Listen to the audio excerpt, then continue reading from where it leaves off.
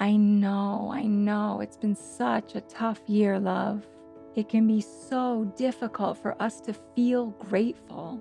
It requires work and energy to lift ourselves up and be thankful in the midst of such challenges. Often it seems easier to focus on what we're lacking or what's missing from our lives. And there's a reason our brains keep migrating to the difficulties of life. It's because those require us to take some action. They occupy the front of our thoughts and minds because they are compelling us to do something about them. The positive things, on the other hand, well, they're just there, being all positive, seemingly not requiring us to do anything. So we don't pay attention to, forget about, and even neglect the positive things in our lives. But the good things in our lives need to be maintained and cared for too. If we neglect them, they can go away, or they can also become negatives and challenges. But no matter how tired we are, we can do both. We can attend to the challenges at hand, and we can protect those positive things in our lives. And that's where giving thanks comes in. The act of being grateful helps give us the strength to deal with our most difficult challenges, while reminding us that those positive things must not be taken for granted. And that is what this time of the year was made for, being mindful about being thankful. Gratitude has incredible benefits to the mind, body, and spirit. While stuffing and mashed potatoes may be the holiday food for your body, the act of being grateful is the holiday food for your soul. It actually takes over your brain and pours happiness and healing through your mind. Science has shown again and again that practicing gratitude, whether out loud, in our heads, or in writing, lifts our mood and strengthens our mental health. It's because of people like Roland Zahn and his scientist friends that we know gratitude works directly on our brains. It raises the levels of the natural feel-good chemicals dopamine and serotonin, which are so powerful they can even alleviate physical pain. Gratitude is such a force that it creates new neural connections that go directly to the bliss center of our brain, the prefrontal cortex. Gratitude can actually change our brains as we train ourselves to filter negative thoughts and nurture positive thinking. Gratitude regulates our body's stress hormones like cortisol, which are directly connected to fear, anxiety, and depression, and in doing so, makes us more resilient to future negative events and emotional setbacks. It raises our levels of happiness, improves our relationships and our physical health. It reduces stress and even improves our quality of sleep. Gratitude also removes the blinders of negativity and gives us a chance to look away from toxic emotions and in the direction of the positive emotions that can nurture and heal. A reset that just might get us back on track. Being grateful and thankful distracts us from what's bad, even if just temporarily. In those moments we're feeling grateful, it is not possible for us to also feel depressed, irritated, or worried. And best of all, gratitude is the gift that keeps giving long after the holidays. The more gratitude you experience, the more you feel and want, and the more powerful its positive effect becomes.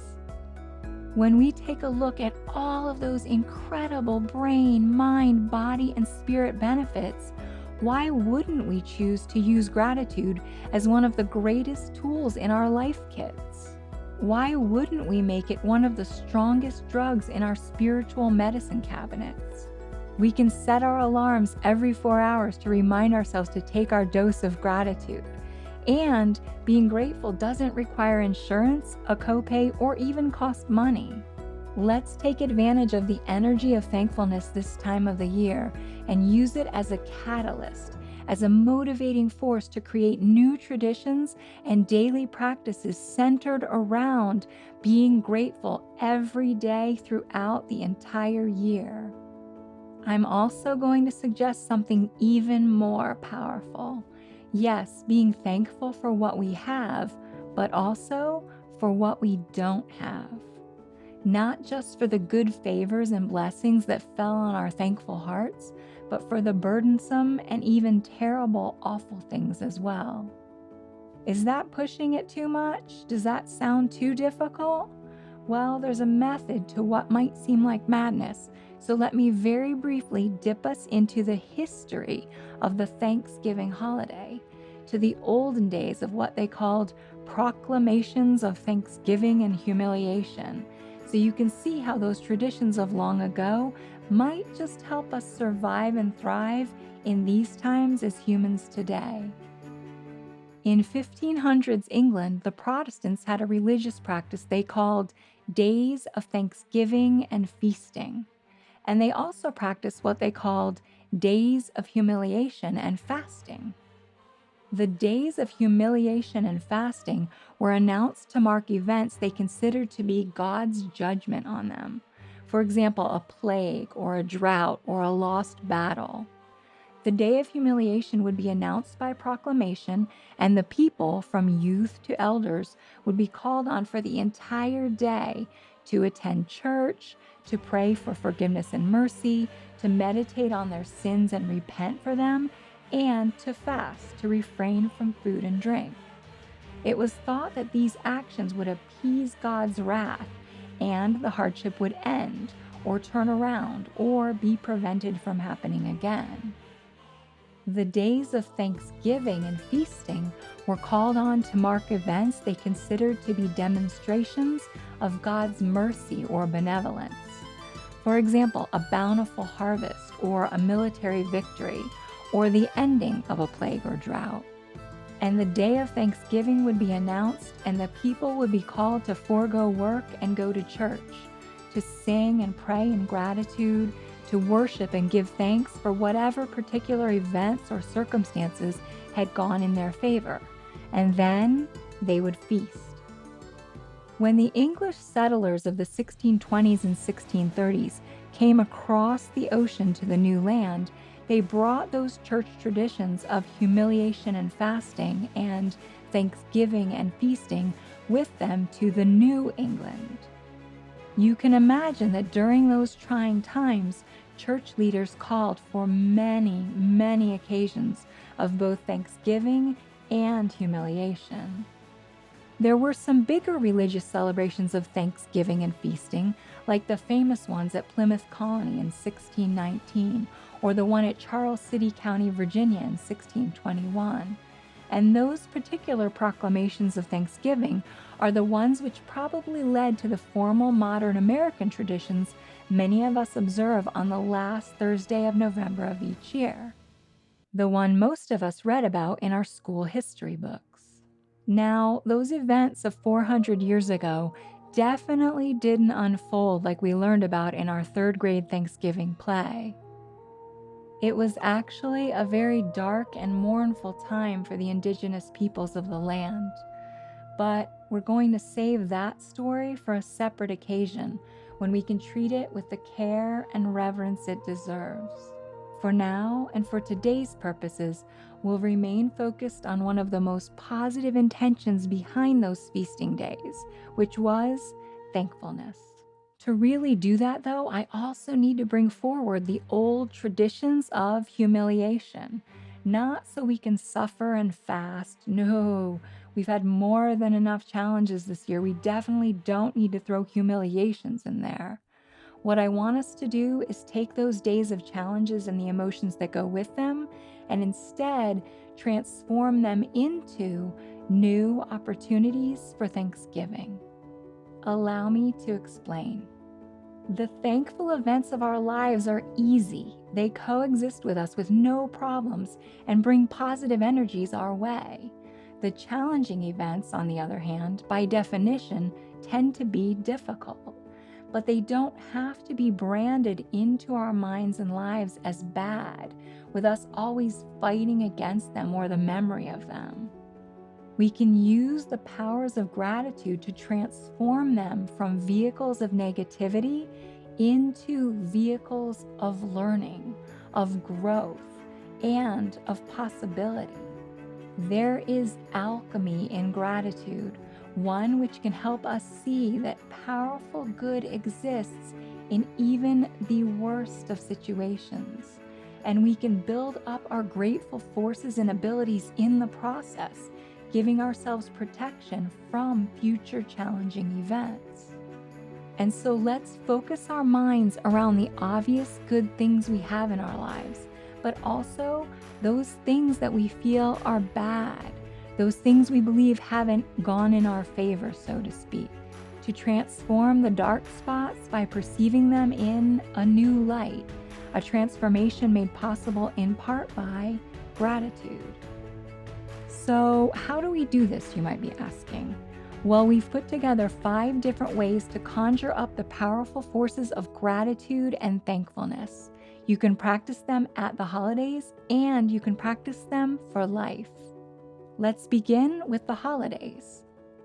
If you've chosen not to have an in-person celebration with family and friends this year, consider using these practices to make the day your very own personal Thanksgiving retreat.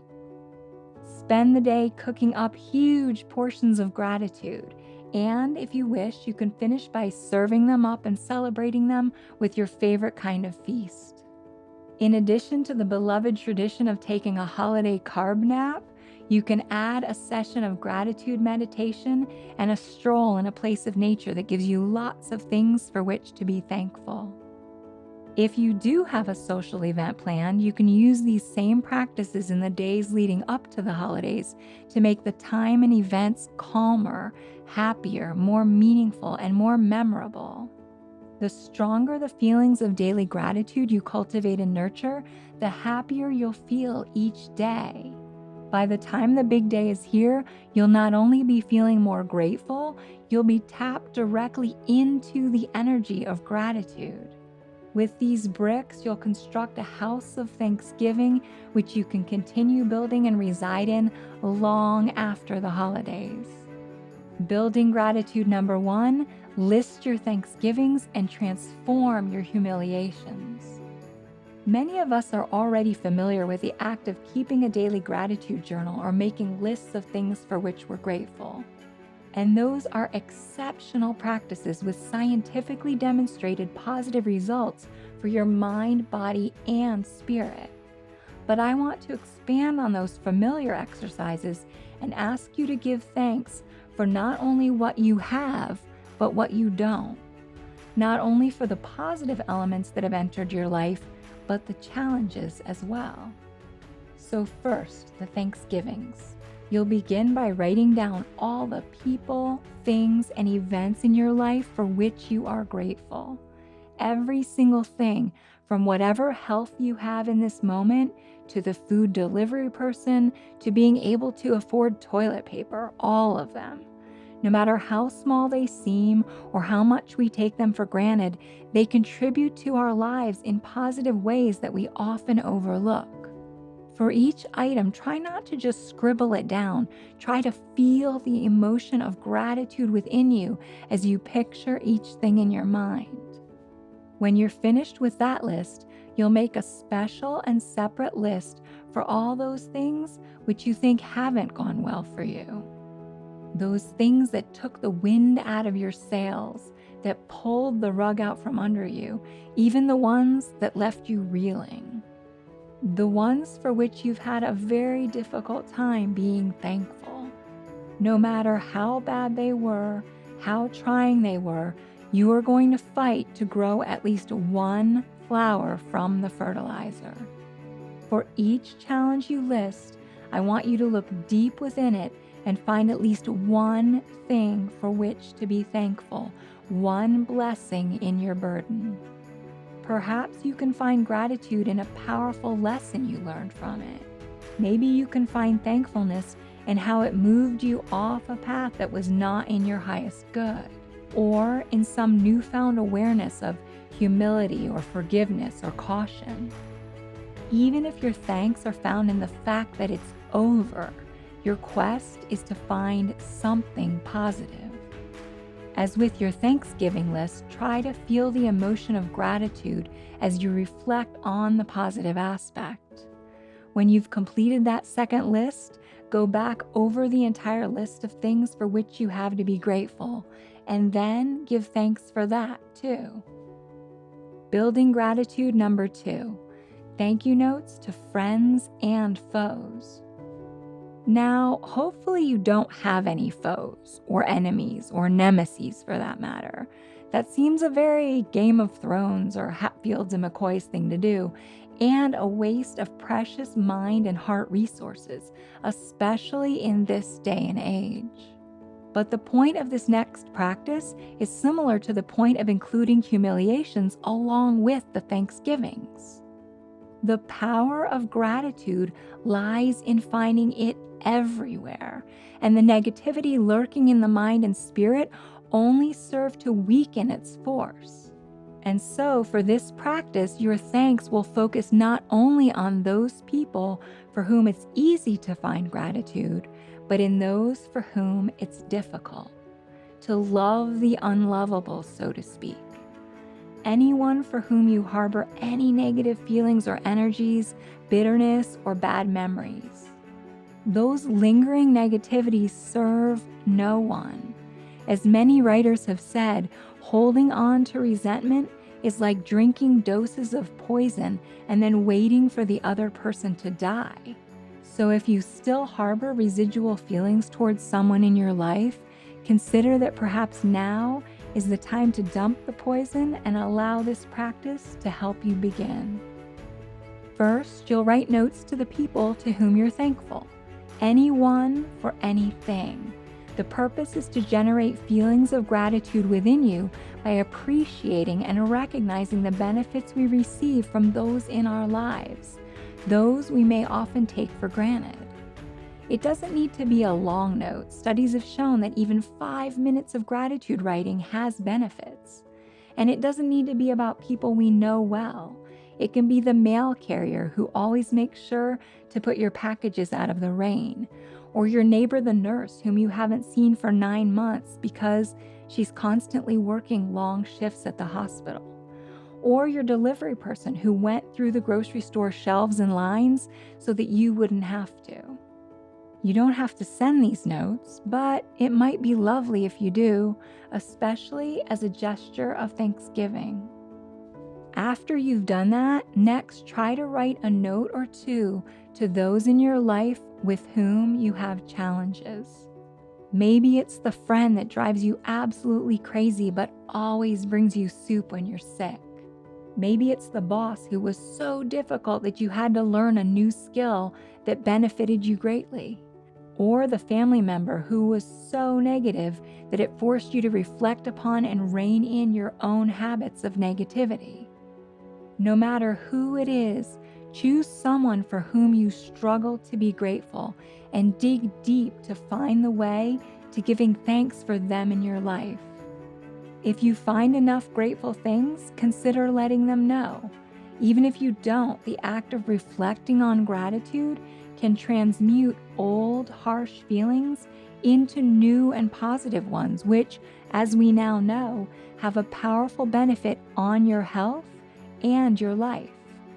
Building gratitude number 3, in all things give thanks. Let's face it, when we find our way to the holidays, it's easy to lose our perspective and patience or begin thinking with a scarcity mentality instead of one of abundance. With the good things, we're usually flying through so many of them that we don't give ourselves the chance to appreciate the abundance they represent in our lives.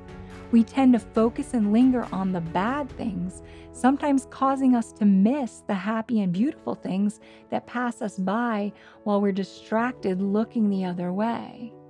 So for this practice, we're going to literally say the words, "Thank you" to everything. And I mean everything. not just the things which are going our way or the things which make us happy, but the things that are challenging as well. This practice is simple. Whatever noticeable thing comes your way, you'll simply say the words, "Thank you," out loud or in your head, and then consider for a moment what about it deserves gratitude. For the good things, give thanks. When you're in the grocery store shopping for the holidays, say thank you for each and every item that goes in your cart, reflecting on the abundance of products and choices you have before you. When you pay for your items, say thank you for the ability to make those purchases when you hand over the credit card. When you're driving home or on the bus or train with all your bags, say thank you for the warm, safe transportation. Grabbing a quick hot cocoa or coffee to go, stopping for gas, going to the ATM, everything that crosses your path, look at it and declare your thankfulness for it. For the challenges, also give thanks. The holidays are rife with potential for perceived problems, but even in those, we can transform the negativity in our minds by giving thanks. When we're stuck in an ocean of traffic, we can say thank you to all the cars around us for forcing us to slow down our pace to avoid dangers that may lie up ahead. We can say thank you to the rude driver for reminding us to be more patient and kind. We can say thank you for the trust that everything happens in its perfect timing, and there must be a reason we've slowed down.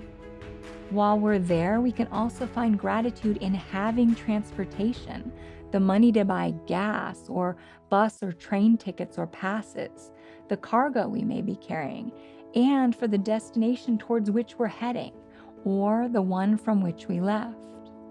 We can say thank you for everything from the extra holiday cooking and cleaning to the piles of dirty dishes. See them as symbols of the abundance which is taking place and the minds and hearts which were able to partake in them. Those three practices, your list of thanksgivings, your thank you notes, and saying thank you for all things, will help you generate strong feelings of thankfulness and gratitude for the holidays. You can continue them long after the celebrations are over and add these next two for a daily dose of gratitude for life.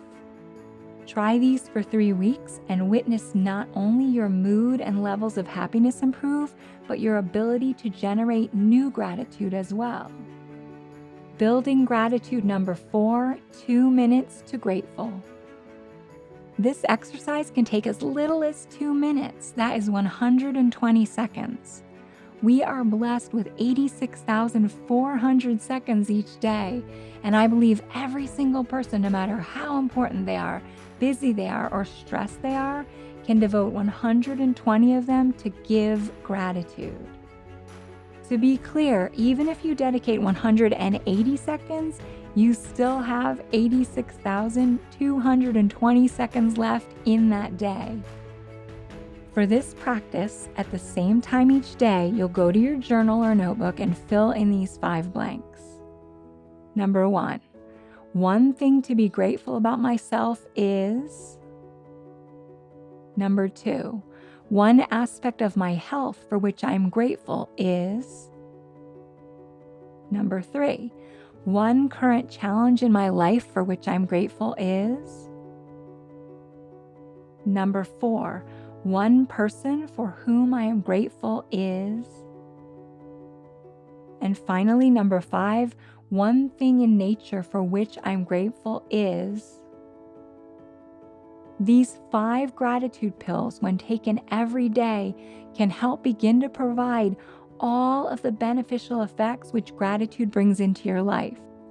And the more you take, the more benefit you'll receive. Building gratitude number 5, shift the conversation. Something I've heard many people talk about, especially this year, is how negative other people have become. And to emphasize their point, they too then begin to talk negatively about all those negative other people. we don't even realize what we're doing. And so I would like us to consider beginning a new practice of introducing gratitude into every one of our conversations, especially the negative ones. You can use thankfulness as a conversation starter or a social media post. For example, I'm doing a new gratitude practice. What are you grateful for today? Or I'm taking a poll. What are you thankful for? If a conversation or social media thread turns to negative news or complaining about other people or the problems of the world, instead of getting hooked in and contributing to the conversation and building upon the negative energy, try introducing gratitude. For example, yes, I agree, it's so easy to find negative things these days, but I have an idea. Let's talk about what we're grateful for instead. People may be caught off guard at first if you try this. Contrarians or keyboard warriors may stutter or stammer or say, I don't know, you tell me, or what's there to be grateful for? If that's the case, then we can shine a light and lead the way and help them out with a clue or two about that which we can be very grateful. We could start with, well, we're sitting here alive and talking with each other. That's a very good start. Or the kids are healthy. That's a great place to begin. Or we ate today. That's definitely a positive. See if you can make it a goal. #gratitude goals to infuse every conversation with thankfulness. It not only serves to distract, filter, and shift the negativity out of the conversations, it helps build up your gratitude reserves. And very importantly, it models a thankful way for others, giving them a chance to benefit from the powers of gratitude and possibly pass it on.